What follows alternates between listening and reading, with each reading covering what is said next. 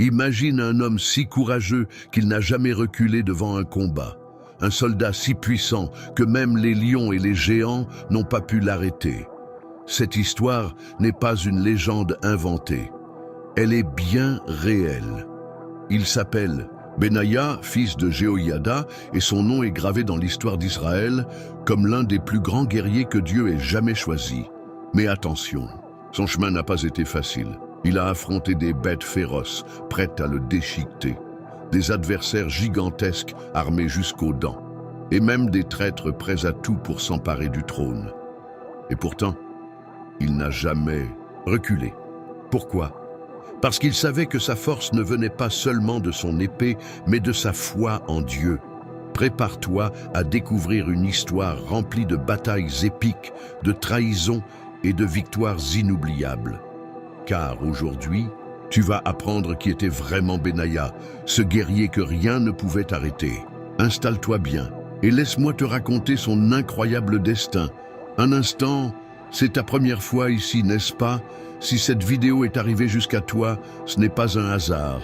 Ici, nous partageons des histoires bibliques qui peuvent transformer ta vie.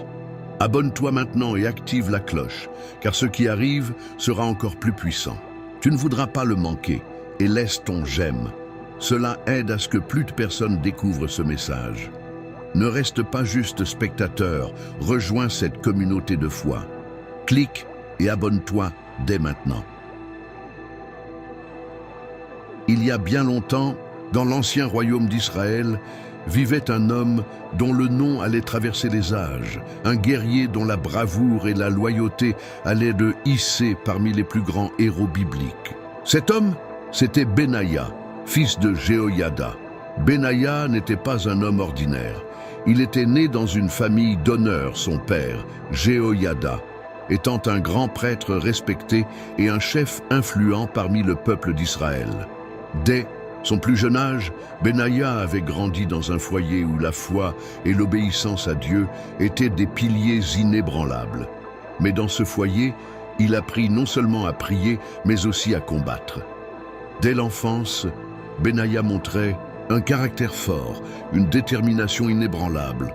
Il n'avait pas peur des défis et ne reculait jamais face à l'adversité. Tandis que d'autres garçons jouaient, lui s'entraînait, perfectionnant son habileté avec l'épée, la lance et l'arc. Il savait qu'un jour, il serait appelé à défendre son peuple. Mais il n'était pas seulement un guerrier en devenir, c'était un homme de foi. Il avait appris que la force physique seule ne suffisait pas. Ce qui comptait vraiment, c'était la confiance en Dieu, la sagesse pour prendre les bonnes décisions et la discipline pour agir avec droiture. Les années passèrent et Benaïa devint un homme fort, agile et redoutable au combat. Mais ce qui le distinguait des autres, ce n'était pas seulement sa force, mais son cœur. Il ne se battait pas pour la gloire, ni pour l'or, mais pour la justice et la protection du peuple d'Israël. Il ignorait encore que Dieu l'avait destiné à un rôle bien plus grand. Son nom allait bientôt être inscrit dans l'histoire, aux côtés des plus grands guerriers du roi David. Ce n'était que le commencement de son incroyable destinée, l'exploit contre le lion dans une fosse un jour de neige.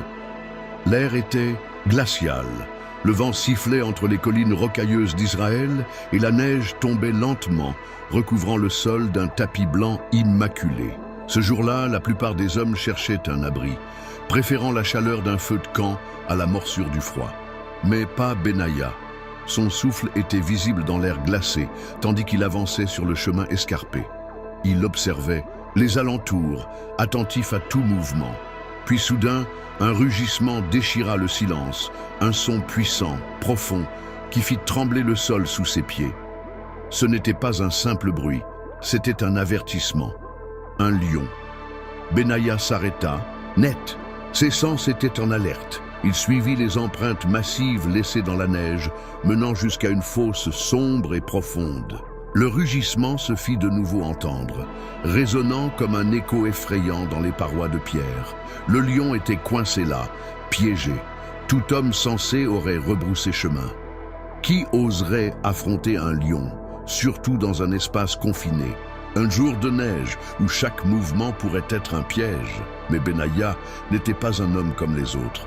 Il était un guerrier, un homme de foi, un combattant entraîné à ne jamais reculer devant le danger.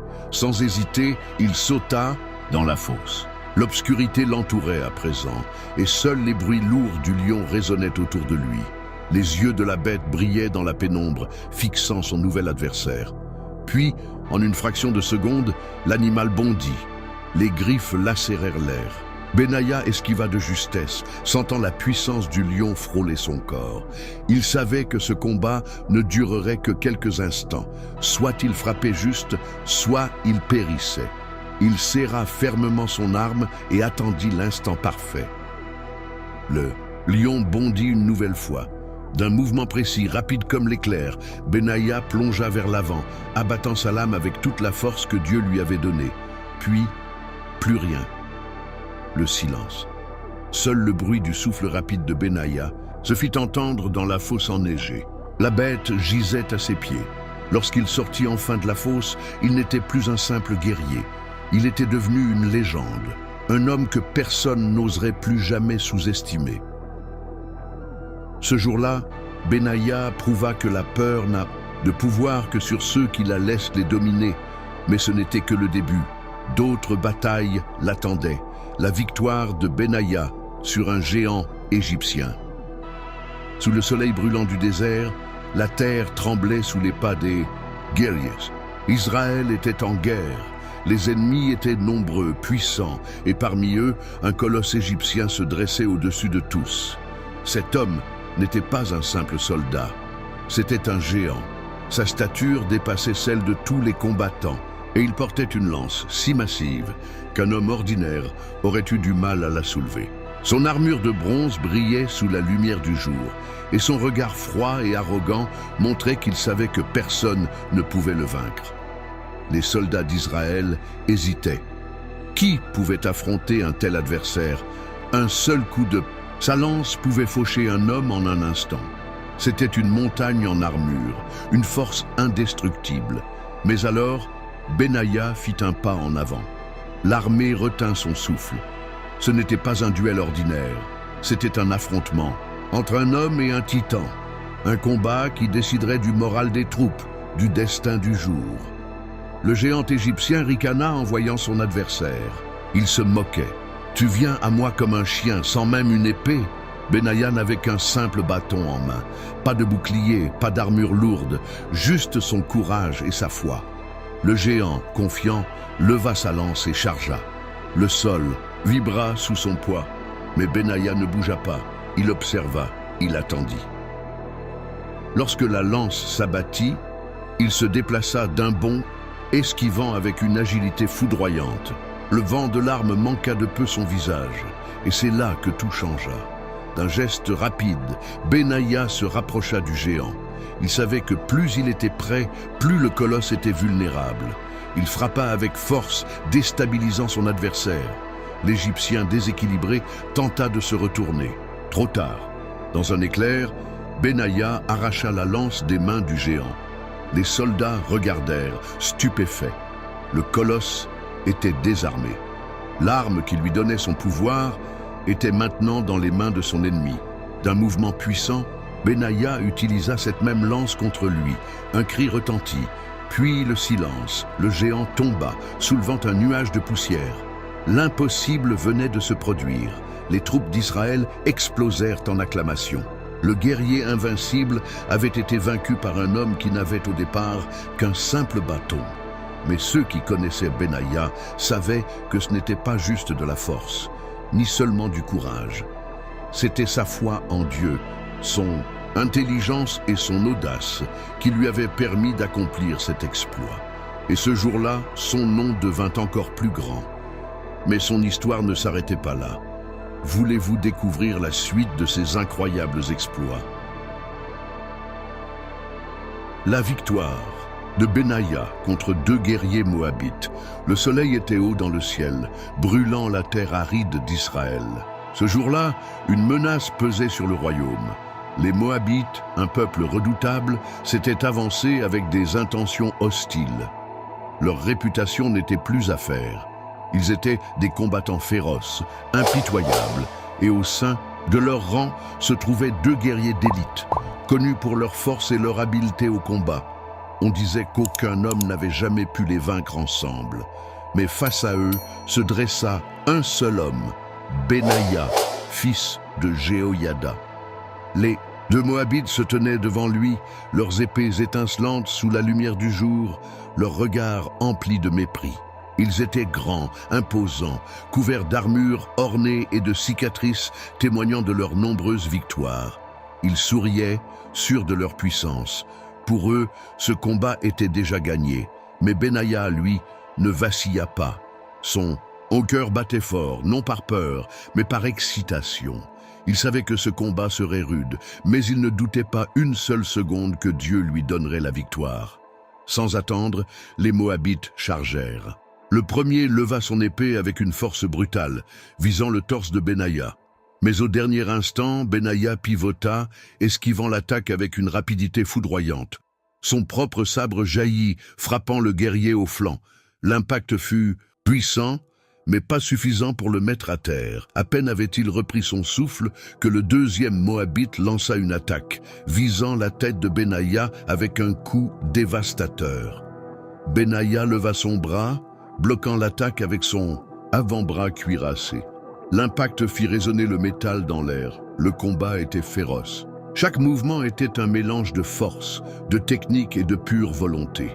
Les Moabites combattaient avec rage, mais Benaïa combattait avec une détermination qui dépassait la simple force humaine. Puis, le moment décisif arriva. Le premier, guerrier, blessé mais toujours debout, tenta une attaque désespérée. Benaïa l'attendait. D'un pas rapide, il se rapprocha, feinta un mouvement vers la droite, puis pivota brusquement vers la gauche, frappant son ennemi avec une puissance fulgurante. L'homme tomba à genoux. Il avait perdu.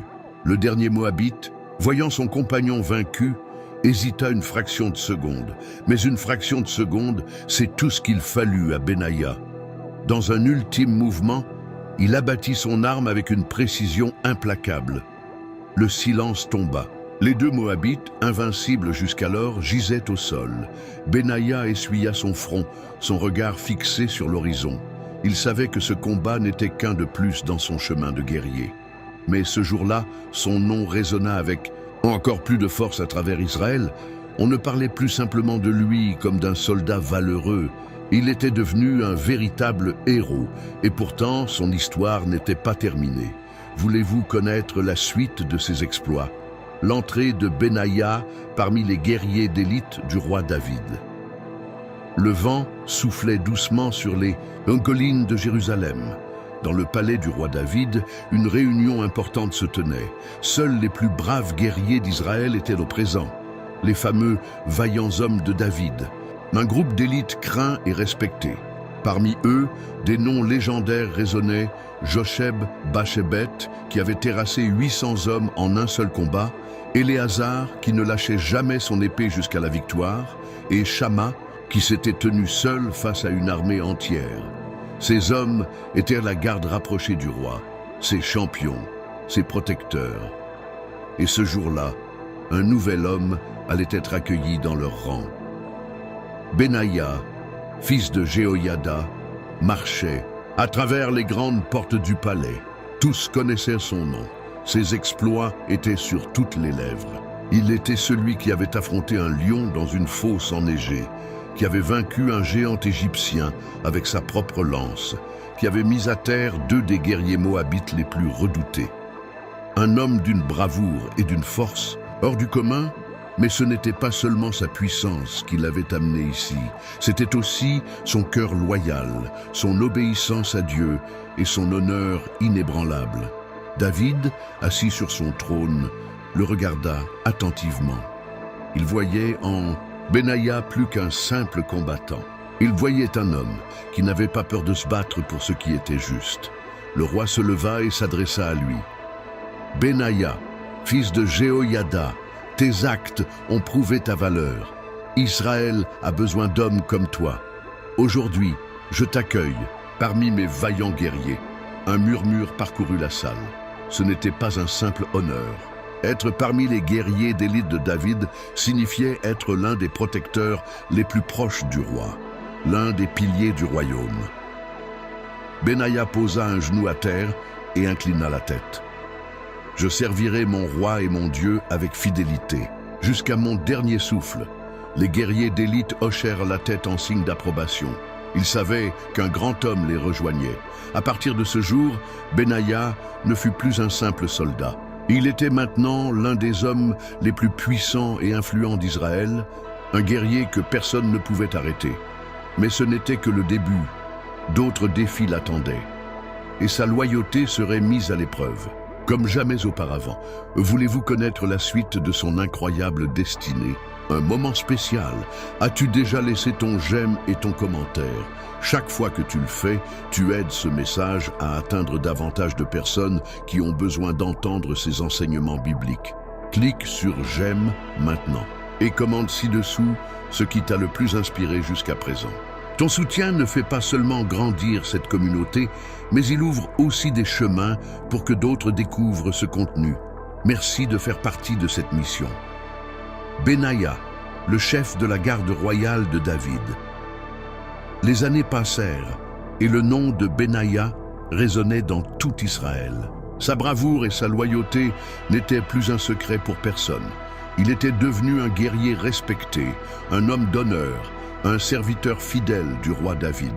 Mais ce n'était pas tout. David avait remarqué quelque chose d'unique chez Benaïa. Il n'était pas seulement un combattant redoutable. Il était aussi un homme de discipline, un leader capable d'inspirer ceux qui l'entouraient. C'est ainsi qu'il reçut l'une des missions les plus importantes du royaume, devenir le chef de la garde royale. Un rôle de la plus haute importance.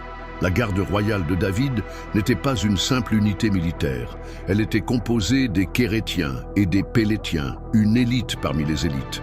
C'étaient eux qui assuraient la protection du roi jour et nuit, ceux qui l'accompagnaient dans ses déplacements, ceux qui étaient prêts à donner leur vie pour lui en cas de danger. David avait besoin d'un homme fort, sage et incorruptible pour les diriger. Un homme qui ne se laisserait jamais acheter par l'ennemi. Un homme qui comprendrait que protéger le roi, c'était aussi protéger le destin d'Israël tout entier. Et cet homme, c'était Benaïa, fils de Jehoïada. Lorsque David lui annonça cette nomination, Benaïa posa un genou à terre. Il ne voyait pas cela comme un simple honneur, mais comme une mission sacrée.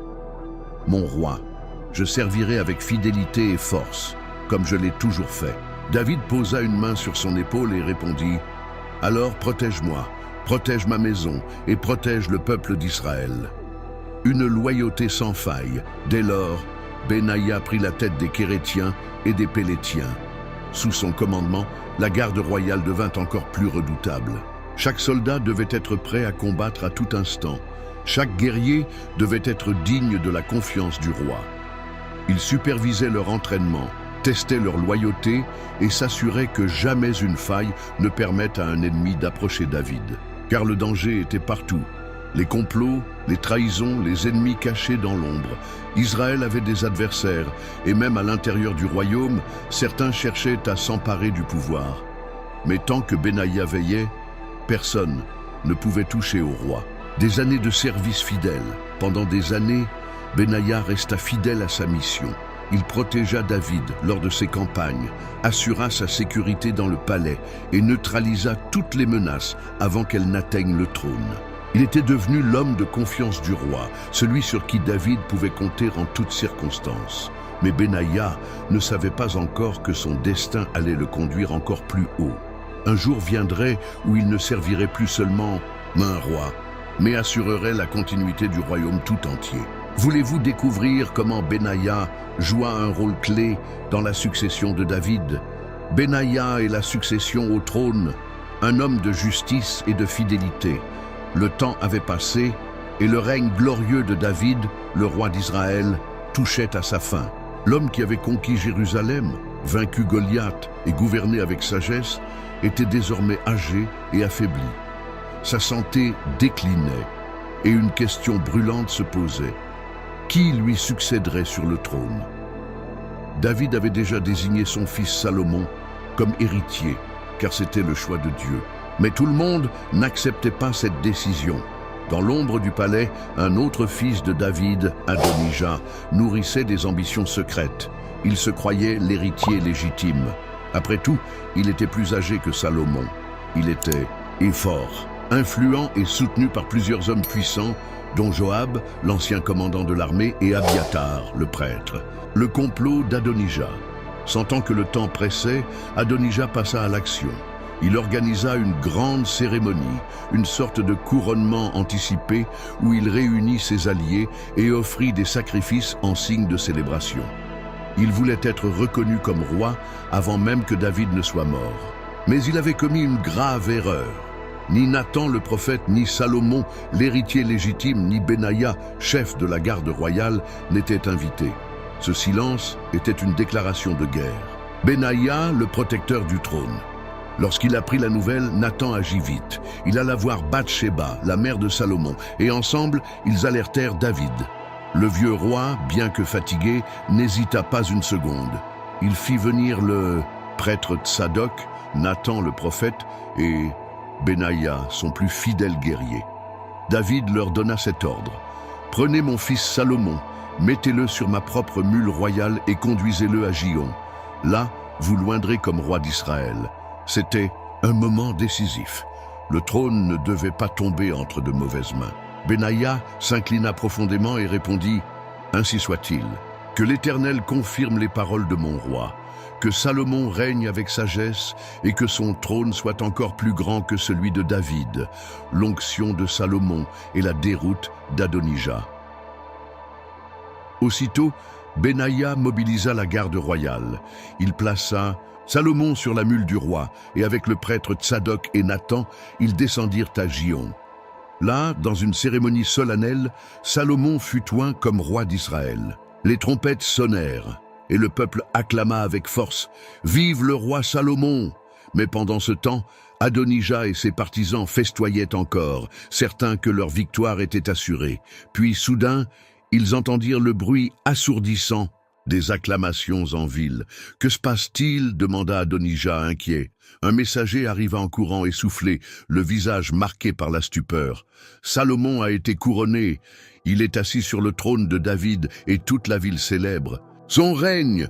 Le silence tomba dans la salle. La panique s'empara des invités d'Adonija. Un à un, ils s'éclipsèrent, abandonnant leur prétendu roi. Adonija lui-même fut pris de peur. Il savait ce qui arrivait au traître. Alors, il courut jusqu'à l'autel et s'y accrocha, espérant ainsi échapper au châtiment. La clémence de Salomon et la justice de Benaïa. Lorsque la nouvelle parvint à Salomon, il montra sa sagesse dès le premier jour de son règne. Si Adonija se montre digne, il vivra. Mais s'il complote encore contre moi, il mourra. Pour cette fois, Adonija eut la vie sauve. Mais pour Benaïa, ce n'était pas terminé. D'autres menaces subsistaient dans l'ombre. Et bientôt, il aurait un rôle encore plus grand à jouer dans la consolidation du règne de Salomon. Voulez-vous savoir comment Benaïa devint l'exécuteur de la justice du nouveau roi? Benaïa, l'exécuteur de la justice du roi Salomon. Le trône d'Israël était enfin stabilisé. Salomon régnait et son autorité s'étendait sur tout le royaume. Mais un roi ne peut régner en paix si les ennemis du passé rôdent encore dans l'ombre. David était mort et avec lui, son règne glorieux. Mais son fils Salomon devait maintenant affronter les dangers laissés derrière. Le jeune roi savait qu'il ne pouvait pas gouverner avec des traîtres autour de lui, des hommes qui avaient comploté contre lui, qui avaient essayé de voler sa couronne. Il y avait 3 hommes dont le destin devait être décidé. Adonija, son propre frère, qui avait tenté de se proclamer roi. Joab, l'ancien chef de l'armée, un homme puissant mais imprévisible, qui avait soutenu Adonija, Abiatar, le prêtre qui avait également rejoint la conspiration. Salomon devait agir. Et pour cela, il avait besoin d'un homme de confiance, un homme fort, capable d'exécuter la justice sans hésitation. Cet homme, c'était Benaïa, fils de Jéhoïada. La sentence d'Adonija. Au début, Salomon avait épargné son frère Adonija, mais Adonija commit une nouvelle erreur. Un jour, il vint voir Bathsheba, la mère du roi, et lui fit une étrange demande. « Demande à Salomon de me donner Abishag, la jeune femme qui servait notre père David, comme épouse. » Bathsheba, sans comprendre la portée de cette demande, alla voir son fils et lui transmit le message. Mais Salomon comprit immédiatement. Dans la tradition royale, prendre une femme du roi défunt était un signe de revendication du trône.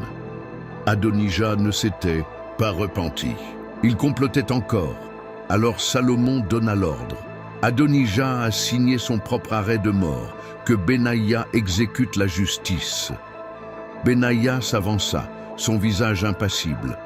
Il savait que ce n'était pas une vengeance, mais un acte nécessaire pour protéger le trône et assurer la paix en Israël. Sans hésiter, il exécuta l'ordre du roi. Adonijah, le frère ambitieux, tomba ce jour-là, Joab, le guerrier déchu. La nouvelle se répandit rapidement. Joab, l'ancien commandant de l'armée, comprit que son tour viendrait. Il avait servi David pendant des années, mais il avait aussi du sang sur les mains. Il s'enfuit immédiatement et chercha refuge dans le tabernacle de l'Éternel. Là, il s'accrocha aux cornes de l'autel, croyant que personne n'oserait le tuer dans un lieu sacré. Mais Salomon ne recula pas. Il ordonna à Benaïa « Va et fais justice ». Benaïa arriva devant l'autel et vit Joab accroché aux cornes du sanctuaire. « Sors d'ici » ordonna-t-il, mais Joab refusa. « Je mourrai ici » Benaïa retourna voir Salomon et lui rapporta la réponse. Le roi était ferme, qu'il soit fait selon sa volonté. Alors Benaïa revint et mit fin à la vie de Joab, scellant ainsi le destin de celui qui avait été puissant, mais qui s'était détourné de la justice. La destitution d'Abiatharil ne restait plus qu'Abiathar, le prêtre rebelle. Mais lui, Salomon ne le condamna pas à mort. Au lieu de cela, il lui dit « Tu mérites la mort, mais parce que tu as servi mon père David et porté l'arche de l'Alliance, je t'épargne. Mais tu ne seras plus prêtre d'Israël. Va-t'en. » Ainsi, Abiathar fut déchu et la lignée sacerdotale changea. Benaïa, le nouvel homme fort d'Israël. Avec ses actions, le royaume fut purifié des conspirateurs et la paix fut enfin assurée. Mais ce que personne ne savait encore, c'est que Salomon réservait une dernière surprise à Benaïa. Le roi le fit venir devant son trône et lui dit « Benaïa, fils de Jéhoïada, tu as été fidèle. Tu as servi mon père avec honneur. Et maintenant, tu m'as servi avec justice. Joab est mort et le poste de commandant de l'armée est vacant. À partir d'aujourd'hui, tu es le nouveau chef des armées d'Israël. » Benaïa s'inclina profondément. Il était venu de loin, d'un simple soldat à l'un des hommes les plus puissants du royaume. Son nom allait résonner à jamais dans l'histoire d'Israël. Mais comment Benaïa allait-il diriger l'armée d'Israël? Découvrez la suite de son histoire. Benaïa, le nouveau commandant de l'armée d'Israël. Le soleil se levait sur Jérusalem, baignant le palais royal d'une lumière dorée. Un nouveau jour commençait, mais ce n'était pas un jour comme les autres. Car en ce jour, un homme allait recevoir l'un des plus grands honneurs du royaume. Benaïa, fils de Jéhoïada, était convoqué devant le roi Salomon. Après avoir servi fidèlement David, après avoir assuré la sécurité du trône face au complot d'Adonijah et de Joab, Benaïa allait être récompensé. L'armée d'Israël avait besoin d'un nouveau chef. Joab, l'ancien commandant, avait trahi la confiance du roi et payé le prix de ses actes. Maintenant, Salomon devait choisir un homme fort, un homme digne, un homme qui pourrait mener les troupes avec sagesse et courage, et ce choix était évident. Lorsque Benaïa entra dans la salle du trône, tous les regards se tournèrent vers lui. Son visage était marqué par les années de combat, mais son regard était toujours aussi perçant, aussi déterminé. Salomon se leva et déclara d'une voix ferme « Benaïa, fils de Jéhoïada, tu as servi avec loyauté et bravoure. Aujourd'hui, je te nomme chef de l'armée d'Israël. À partir de ce jour, tu conduiras nos troupes et assureras la sécurité du royaume. » Un murmure parcourut l'assemblée. C'était un moment historique. Jamais un homme n'avait gravi les échelons aussi rapidement. De simple guerrier, Benaïa était devenu chef de la garde royale, puis exécuteur de la justice du roi, et maintenant le commandant suprême des armées d'Israël, Benaïa, un chef différent de Joab contrairement à Joab, qui avait dirigé avec ruse et brutalité. Benaïa était un homme de principe. Il ne cherchait pas le pouvoir pour lui-même. Il ne trahissait pas pour conserver son influence. Il combattait pour Dieu et pour Israël. Et c'est cela qui faisait de lui un leader différent. Sous son commandement, l'armée d'Israël devint encore plus forte. Il forma des soldats non seulement à l'art du combat, mais aussi à l'honneur et à la loyauté. Chaque homme sous ses ordres savait qu'il servait un chef juste, un chef qui ne les enverrait jamais au combat pour des ambitions personnelles, un royaume en paix mais prêt à se défendre. Le règne de Salomon fut un temps de prospérité pour Israël. Les guerres qui avaient marqué le règne de David s'étaient apaisées, et la sagesse du nouveau roi assurait une paix durable. Mais la paix ne signifie pas l'inaction. Benaïa veillait à ce que l'armée reste prête, que les frontières restent protégées, que le royaume ne baisse jamais sa garde, car il savait que les ennemis d'Israël n'attendaient qu'un moment de faiblesse pour frapper.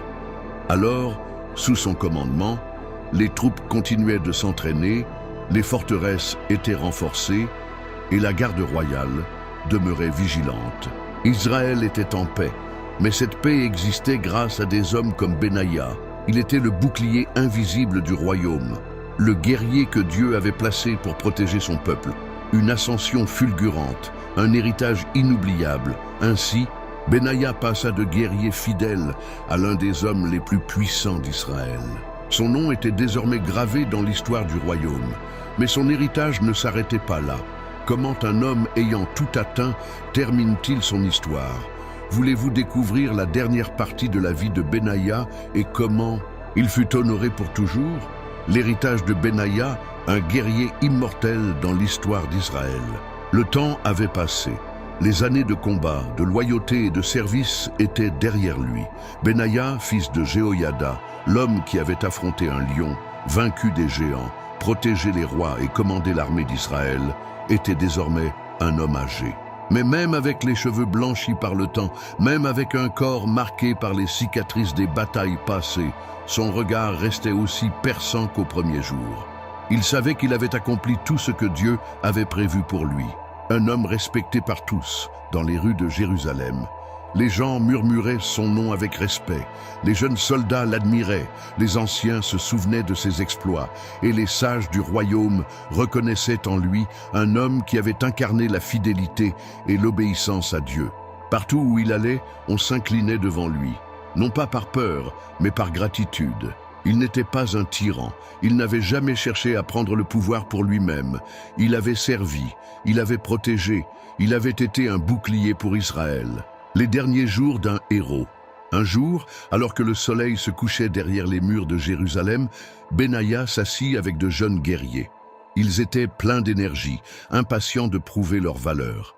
L'un d'eux lui demanda « Maître Benaïa, quel est le plus grand combat que vous ayez livré ?» Benaïa sourit. Il avait affronté des lions, des géants, des traîtres et des armées entières, mais il répondit simplement « Le plus grand combat est celui que l'on mène pour rester fidèle. » Les jeunes soldats restèrent silencieux, réfléchissant à ces paroles. Ils comprenaient que la force seule ne suffisait pas. La vraie grandeur réside dans l'honneur, dans la loyauté et dans l'obéissance à Dieu. Un héritage éternel.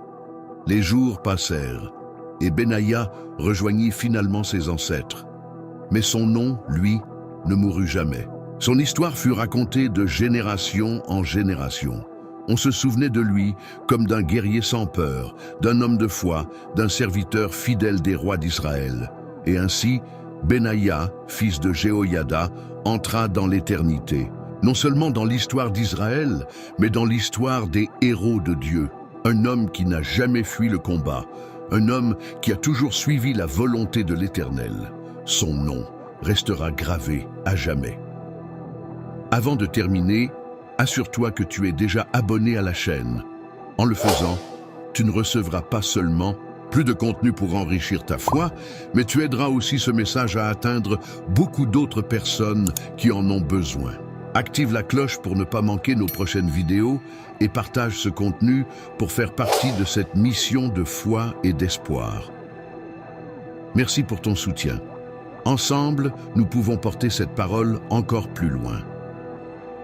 Conclusion de l'histoire. Benaïa n'était pas un simple soldat. Il était un homme de foi, un guerrier sans peur, un protecteur du royaume. Il a affronté des lions, des géants, des traîtres et même les plus grandes épreuves de la vie. Mais il n'a jamais reculé. Et maintenant, dis-moi, quel est le combat que tu dois affronter aujourd'hui ? Parce que si cette histoire nous apprend une chose, c'est que le courage ne vient pas seulement de la force physique, mais de la foi et de la détermination. Alors, reste attentif, car l'histoire de Benaïa n'est pas qu'un récit du passé. C'est un message pour toi, ici et maintenant. Et surtout, souviens-toi, un vrai guerrier ne fuit jamais son combat. Merci d'avoir suivi cette incroyable histoire. Si elle t'a inspiré, n'oublie pas de t'abonner et de partager. À bientôt pour une nouvelle aventure biblique. Que Dieu vous bénisse aujourd'hui et pour toujours.